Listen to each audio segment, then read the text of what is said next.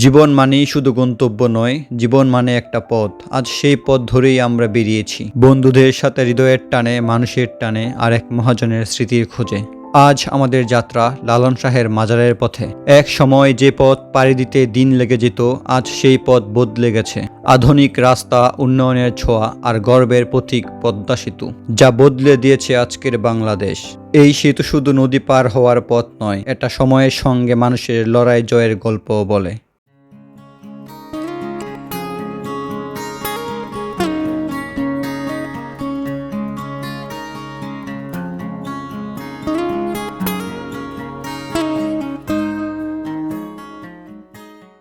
Hello guys, আমরা এখন চলে এসেছি লালন শাহের মাজারে।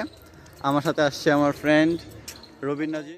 এই যে আমার সামনে সাদা গম্বুজে মোড়ানো এক নীরব সমাধি, এখানে চিরনিন্দ্রায় শুয়ে আছেন ফকির লালন শাহ।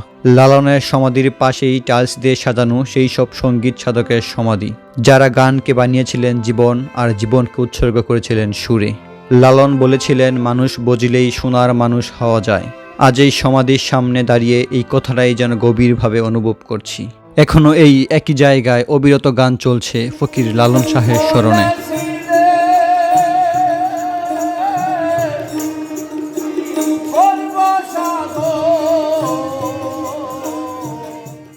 এখানে দিন যায় রাত আসে, কিন্তু থামে না সুর। একতারা আর কণ্ঠের ভেতর দিয়ে আজও বেঁচে আছেন লালন।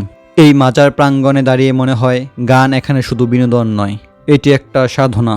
লালন আমাদের শিখিয়েছিলেন, মানুষের আগে কিছুই বড় নয়। জাত নেই, ধর্ম নেই, আছে শুধু মানুষ আর মানবতা।